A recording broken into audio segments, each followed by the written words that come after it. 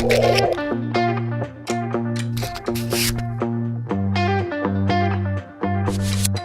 back, everybody. It's another episode of Bobby J on 30A Local Properties. I'm your co-host, Chris Angel, here with your host, Bobby Johnson. Bobby, thanks for the swag, man. Look at this swag we're sporting. Looking tight, man. Yeah. Great stuff. And I see awesome. Stacey did her job and sent that to you. Stacey, thank you. I think I've said thank you in a message, but I want to say thank you again publicly on video. Thank you for the swag. I think we should interview her very soon if we get her on camera. Stacey, we're going to get you on camera. All right, that's good. Well, listen, Bobby, let's talk about, I love this. You posted on your Facebook page for questions, and you got some great questions, and I think over the next few weeks, we'll answer those questions. So this is like, today's topic, we're really going to talk about real estate trends in 30A. Yeah. Based on the question. In fact, you can even kick us off with the question if you want. All right. So, I just felt it was time to, ask the public a little bit of what they want to hear. And first up would be John Carroll. And good job, John. John, I know. John is a local character. There's many of them along here on 30. John sounds smart. His question sounded very smart. I know. I was gonna before this started, I was gonna have you explain the question to me because I didn't quite. It's a good question. John is a very smart guy, but he asked a very relevant question, and it's kind of led into our segue here of what we're going to be talking about today. But I'll just go ahead and read it. I guess that's a good place to start. I like it. In April, this is by John Carroll. In April of 2005, the real trend showed us something. Using April 19, are we headed for the same thing, or is our market fundamentally different and healthy, with prices expected to continue their rise? Then he said, thank you, which was really nice of him. But then he got real smart here. He said, you used the word real 3 times in your post. At that point, I thought he had spoke to my wife, right? Like they got together and Bobby overused a word. So I had to reread it, and I in fact did. Yeah. I hope you don't mind my real question. It's fundamental or elementary? So, I guess, what a great question. Boy, and I sure get asked that a lot. Yeah, I would imagine. And I would love to talk with you about do you keep up with your market where you are, Chris? Yeah, for the most part. I'm not in the MLS every day looking at market stats, but I hear the buzz and I interpret things pretty quickly just because my length of time in the industry. Right. Yeah. So how is your market out there? Well, historically, Spokane's are really steady. It doesn't have high peaks, but this is we're in a super weird season where it's super hot in the market. I would say 1 month of inventory, and Spokane traditionally is like a 4 to 5 months at the hottest. So we're seeing stuff we haven't seen. We like multiple offers, 15 offers. We tend to trail behind Seattle in like 5 to 10 years, it seems like, in trends. Wow. Yeah. So it's basically a stable market. Well, actually, it's hot right now, yeah. Seller's market, right? Seller's market right now, yeah. So our market, I get asked this all the time. I am what we call a listing agent. So as when things don't sell, sellers begin to bang on my phone quite a bit. I got today like, what's going on? Yeah. Funny that John asked this question. John just, my understanding, is put a nice home in Seagrove. He built this well-known concrete home that I've never been into. I want to get. I love those kind of homes. Yeah. And he put it under contract for $2.7 million. Very unique home. I don't know if that's telling for the market or not. But it made me kind of dig in and look. So instead of getting caught up into what I think the market's doing, and I think that's what a lot of agents make a mistake of doing, is looking at their business and then going, oh, I closed 3 or 4 in May, or June's looking really good. That's the market. That's not the market. That's if you have a lot of things going on, you'll find yourself kind of always busy in an up or down market.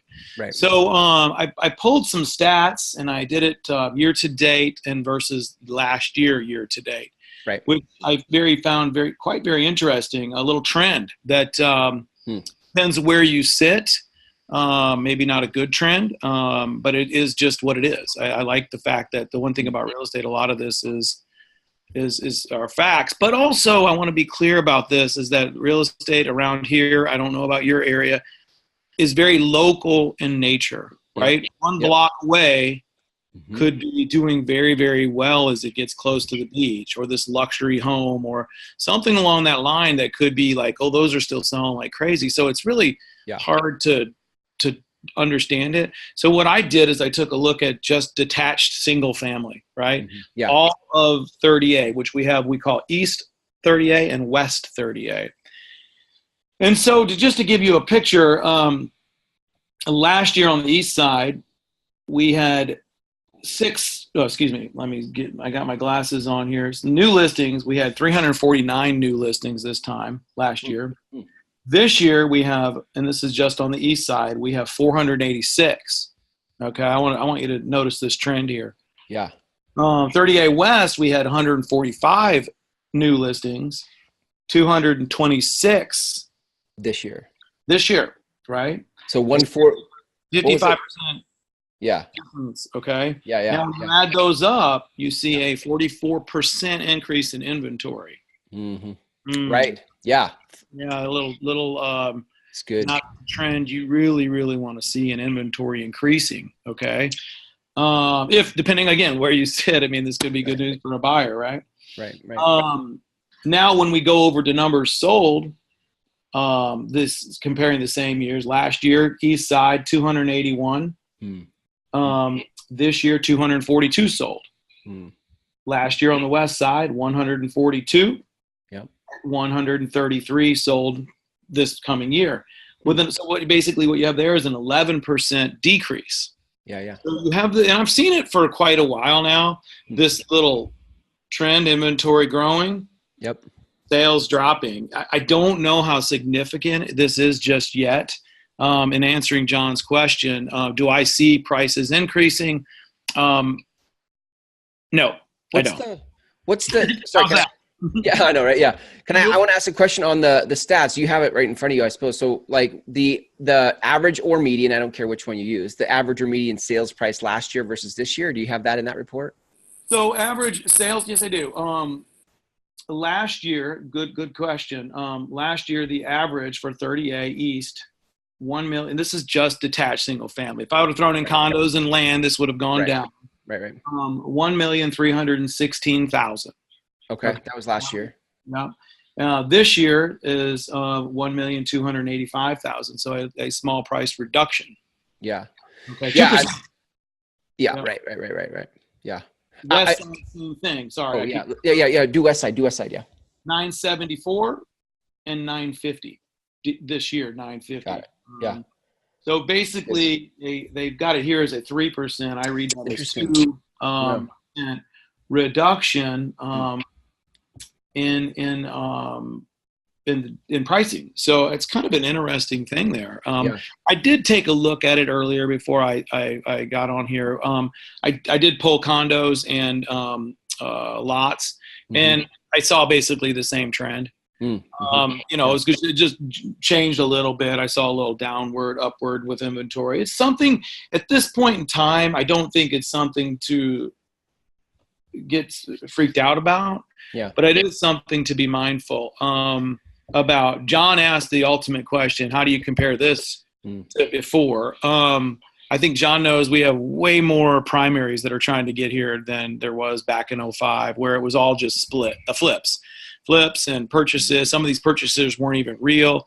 Now we have Walton County, becoming one of the fastest growing counties in the country. Wow. So, Walton County, Chris, is as big as Rhode Island. It goes from the beaches to Alabama, to Panama City, to Destin, Florida, right? That's a big chunk of land. Wow. So we're growing at a very rapid rate. But, the market has cooled off a little bit, in my opinion. Well, not my opinion. I love it. Right. It doesn't have to be about. I know, right? How many months of inventory is that right now? Like, if you look at your actives, how many months of inventory do you have right now? Oh, wow. Let's see. So if you don't, let's see, number sold, number under contract. So we've got, let's see, we've got sold 375. In the last 6 months, or how many months? We got numbers sold in the last basically 6 months, right? Yeah. So we've got 375 sold. Yeah. Now we have active. Yeah, how many active? We have you got your calculator? Yeah. 1,187. So divide 1,170 by 375. Oh, hang on. 1,000 what? 1,187. Yeah. Divided by what? 375. Yeah. Oh wait, no wait. Let's take that back. Let's divide that by It was like 60, 712. Yeah, sorry, 712. Um, 98.75. I kind of had that as, wait, how many active listings do you have? 1,000 something? so in 30A this Yeah. year, Yeah. Yeah. and total actives 1,187, Got it. and And what sold. Wait a yep. minute, excuse me, I'm really messing this up here.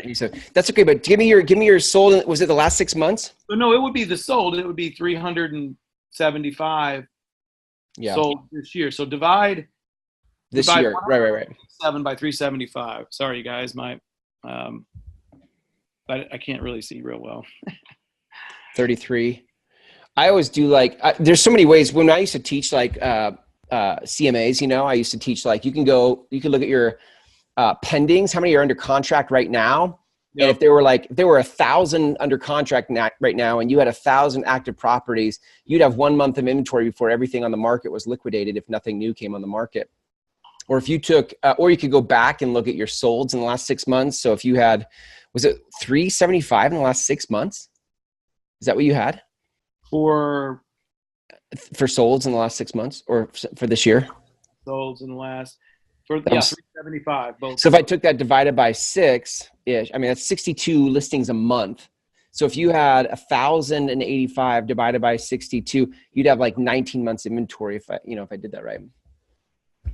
Right, because it would take 19 months to liquidate everything you had. Right, which is about right. That's a little subjective and not really like you couldn't sit down with somebody and say, well, I'd have to break that down. We used to break that down in sections. We'd take 250 to 350. What's that range looking like? And then right, right. Yeah. But I guess the long story of that is that you and I can't do math very well.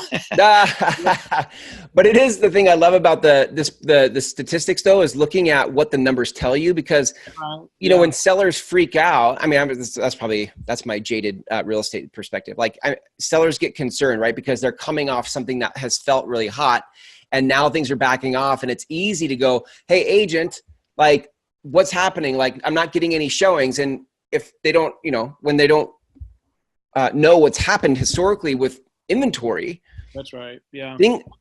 I remember years ago, somebody said markets shift quickly. Like it doesn't shift. And then like, bam, it can feel like overnight things shift. Yeah.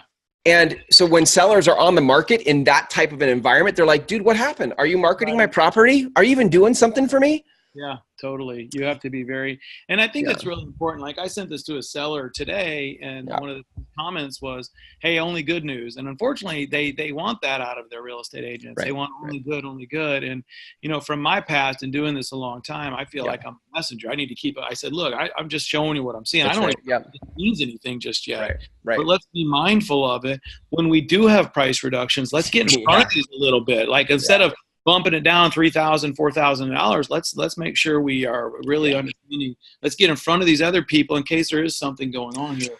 Dude, that is so good, Bobby. Sorry, go ahead. No, so how does it compare? I don't think it compares any adjustment that we have. I don't think it'll be a huge adjustment like it was in 2005. So to answer your question, John, it won't be like that. There's too many primaries that want to get here. This area fundamentally 100% different than it was back in 2005. I don't know if that's good or bad, but it's a different town these days. So hopefully, John, that helps you out a little bit with your question. And thank you for asking too. We appreciate that. Yeah. I can keep talking about this, but if you want to bounce, we can bounce. I feel like too, the conditions of the market are different, right? Like we don't have the same lending guidelines as 2006. Lending guidelines are a lot stricter. So we don't have as many, one of the things that made 2006, 7, and then like all the way down to 2011 be such a disaster was people were buying houses that shouldn't been able to buy houses. That's not really in play anymore. I also think appreciation was crazy. And I think, we got a loan back then. Fog a mirror. Fog a mirror. They're like, you're good. That's great. Yeah. They're loaning me money when they really should. I mean, there were a lot of things. So too, I think we have to keep in mind, interest rates are at an all-time low right now. Yeah. So maybe there's a little bit of this going on, and this is another thought that I have. If I can throw in some of my Yeah. own personal feeling of the market, and I Yeah. studied it like a day trader, right? Yeah. I think the real estate market's a little tired. It has been on since, Yeah. what, Yeah. 10 solid years, man. It's been go, go, go. And I think the public's a little bit like, something's got to happen. Something's going to happen. Something's going to happen. And what we're probably going to do is step back in, a few months of this little lull that we have and go, wow, nothing really happened. Interest rates stayed low. Things are as usual. Hey, maybe we need to get that beach house or whatever. Of course, maybe that's a little jaded since I sell beach houses. Right. But at the same time, I don't think the indicators are there just yet to think we're in a correction. I just see a little downward trend. Yeah. So I don't think prices are going to keep going up, John. Not at all. Yeah, it's really good. There's so many variables to this. We could keep talking because there's so many variables, but I think, I think we hit the high notes there. And I would say probably a great place, if you listening to this still have questions about the market, a perfect place to start is to have a conversation with Bobby just about like your specific scenario, your specific house, right? Like, I mean, if it's just a curiosity thing, like, hey, what's happening in the market? I think we hit some high notes. But if you're like, I have some decisions to make and I need to know what's happening in the market as it relates to my property, then I think the place to start is having a conversation. Because until you unpack what's going on with your specific neighborhood, with your specific house, there's no crystal ball for that. So, that goes back to I hate to keep self-promoting that local advantage thing that we've talked about before. It's every little neighborhood's different. Some areas are still really, really popping, really, really kind of increasing. But then there's some other areas that are not doing as well. So it's hard to just, flatline an area. It's one of the problems why Zillow is so inaccurate here. Yeah. Because it's they're an algorithm, right? That's all. They could grab a mobile home and a golf front home and put it in the same category, right? Yeah. So, but ours is, I think it's very important in this area to get a hold of an agent to make sure you know what your property's worth. So absolutely, feel free to call. Yeah, it's really good. Bobby, tell them where to go. Tell them where to go. Where can they go if they want to connect with you? Yeah, 38localrealestate.com. You can find me, or my phone number, 850-865-7798. Call me. Perfect. Good stuff. Bobby, great stuff today. I like this. We should do more. I think we are, right? Like, we got some more questions. We'll do some more next week. Yeah, we'll keep answering your questions. So you guys keep asking them. We'll keep answering them.